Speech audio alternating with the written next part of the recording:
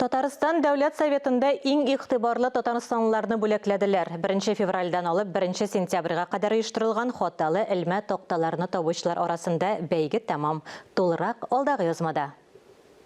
Алабугада яшәүче Гөлназ Титова халык контроле дәүләт мәгълүмат системасына барлыгы 50 хаталы элмә тактасын юллаган.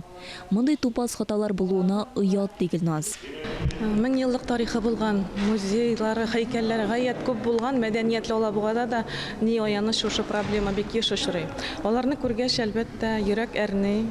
Алабугага да бит бик күп югары дәрәҗәдә кунаклар, туристлар килә дә, алар монда надан халык яши икән дип китәләрдер кебек, миңа оятта булып китә инде.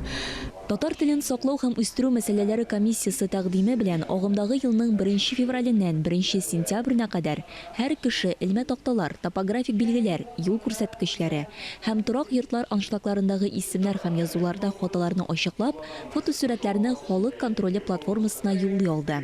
Бу бәйгә һәм менә бу элмә такталар, визуаль мәгълүмат чараларында хаталар ул тел язмышы өчен башкарырга кирәкле 1000 мәшәкатьченең берсе генә әлбәттә, һәм бик мөһиме, чөнки күзгә чалына бит.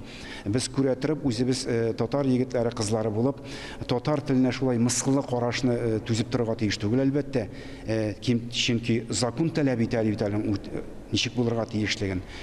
Шуңа күрә менә мондай битараф булмаган, тигрәннән кызыксынып эшли торган милләттәшләребезне киләчәктә дә безгә бу эшкә киңрәк җәлеп итәргә кирәк. Барлыгы 3000-нән артык гариза кабул ителгән. Шуларның 1268 буенча инде төзәтү чаралары күрелгән. Калганнары буенча эш алып барыла. Азилә Батырханова, Татарстан яңалыклары.